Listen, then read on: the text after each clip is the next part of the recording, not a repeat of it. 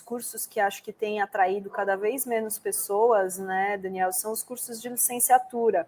O que fazer para que, né, as pessoas queiram ser professores, né? Essa é uma questão, viu, Dri? Porque se a gente fosse pegar, de fato, um estudo dos dados, esse discurso do apagão de professores é um discurso muito mais formulado a partir do exercício da profissão, mas se evita encarar essa questão do exercício da profissão, e é muito mais formulado por alguns agentes hoje na política brasileira que querem atacar as licenciaturas, que obviamente não é o caso de toda a comunidade fórum, de todo mundo que está aqui participando dessa conversa. O que acontece? Os nossos cursos de licenciaturas, eles têm as mesmas dificuldades de conclusão que qualquer outro curso. Curso de Direito, curso de Medicina, curso de Física, no caso bacharelado e não a licenciatura, porque qual que é o problema? A evasão é muito grande na universidade pública brasileira. E por que ela é muito grande, a evasão? Ela é grande porque é difícil concluir o curso. Você vem com uma formação muito frágil da educação básica, o ensino médio não conseguiu recuperar o déficit do ensino fundamental. Você chega na universidade e a universidade é difícil. É difícil você ter que se deparar, por exemplo, você passou a vida estudando pelo YouTube. Já tem uma geração que é uma geração que estuda por vídeo, que chega na universidade. E na universidade você vai ter que ler o texto. E você vai ter que ler o texto porque, em termos cognitivos, em termos de complexidade, só o texto vai dar conta da necessidade de aprendizado que você precisa realizar. Tem duas estratégias para aprender, e elas são imbatíveis até o momento. Pode ser que a humanidade evolua e vídeo substitua, né, essa necessidade. Para você aprender, o melhor caminho é escrever, você escrever. Aí tem um grau de eficiência enorme. O segundo melhor caminho é você ler. O terceiro melhor caminho é você assistir uma aula e um vídeo, por exemplo. O vídeo, inclusive, é inferior à aula presencial. Então, o que acontece, Dri? O aluno não está preparado. Ele chega na universidade e fica em desespero. E tem as necessidades que elas são até superiores à questão do desespero, do aprendizado, as necessidades econômicas que são sempre prementes. Elas se colocam de uma forma dificílima de superar. Por isso que a permanência é fundamental. Políticas de permanência são políticas fundamentais. E aí o que acontece? As licenciaturas formam. Só que aí o aluno vai para o mercado de trabalho da educação. E é terrível o mercado de trabalho da educação. Eu vou dizer para vocês com todas as letras. Eu sempre defendi, antes de ingressar na Universidade de São Paulo, quando a minha atuação política era exclusiva na área de educação, mas que eu não tinha experiência da docência na universidade, eu sempre defendia as residências pedagógicas, os estágios. O problema é que o estágio está matando o nosso estudante, porque é tanto estágio, tanta residência pedagógica. O melhor programa, inclusive, até é o PIBID, que é do governo federal, que esse resolve bem a questão, porque é uma orientação muito forte, muito sólida. Mas é tanto trabalho na escola que aí o aluno já tem contato com um ambiente que muitas vezes está contaminado pelo desalento, pelas condições de trabalho que são péssimas, pelo salário que é péssimo. Mas o cara insiste, a professora vai lá, se já está formada, passa no concurso. 5 anos ela sai. E por que ela sai? Porque a vida é muito dura. Ontem mesmo eu postei nos stories do Instagram uma professora jovem, com boa formação, que falou, olha, acabei de pedir minha exoneração da rede estadual de São Paulo, que ainda, além de tudo, tem essas redes terríveis, como a de São Paulo, do Pará, e diversos outros estados e municípios também, que estimulam a evasão, estimulam a exoneração. Então, é uma situação muito difícil. A gente tem que ter coragem de enfrentar esses temas que vocês trouxeram.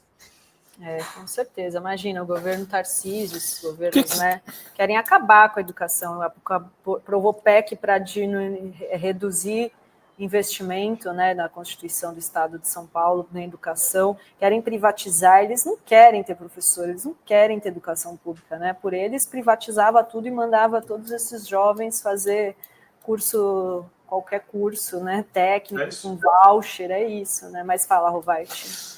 Não, eu queria saber falando de licenciatura, eu lembrei aqui do recente aumento que o MEC deu para o piso dos professores em educação.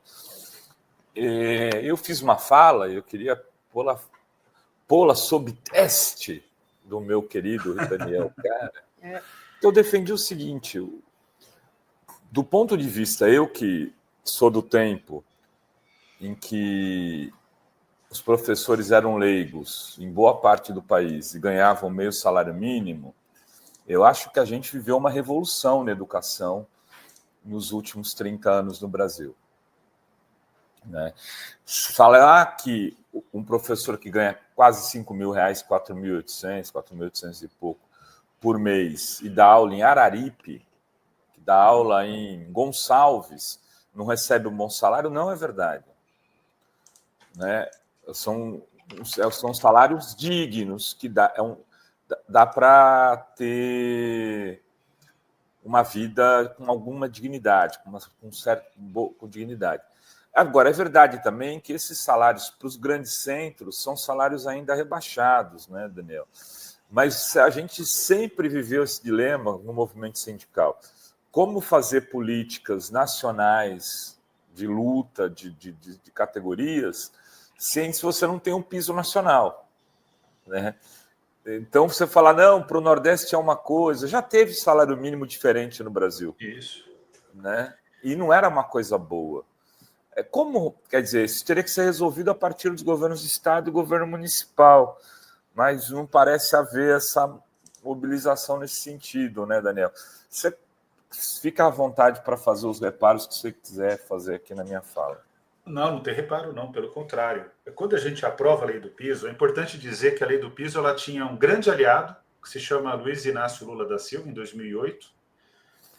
Depois a gente tem que enfrentar o questionamento de governadores, inclusive governadores progressistas, no Supremo Tribunal Federal, e a gente vence no Supremo Tribunal Federal. Na época, a peça, o julgamento, o relator, é de responsabilidade do ex-ministro Joaquim Barbosa, que acertou nessa causa, errou em diversas outras, acertou em algumas outras, enfim.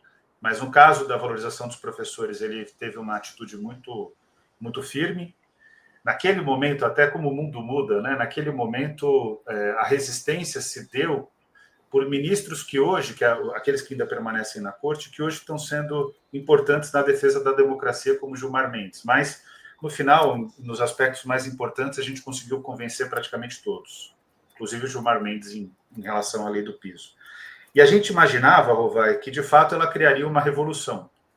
O problema da lei do piso é de implementação. Muitos estados e municípios não implementam a lei do piso, mas onde é implementada, e aí falando de experiências pelo Brasil afora, nos interiores do Brasil, reforçando exatamente o que você disse, a lei do piso fez com que os professores se tornassem os profissionais mais valorizados de diversos municípios.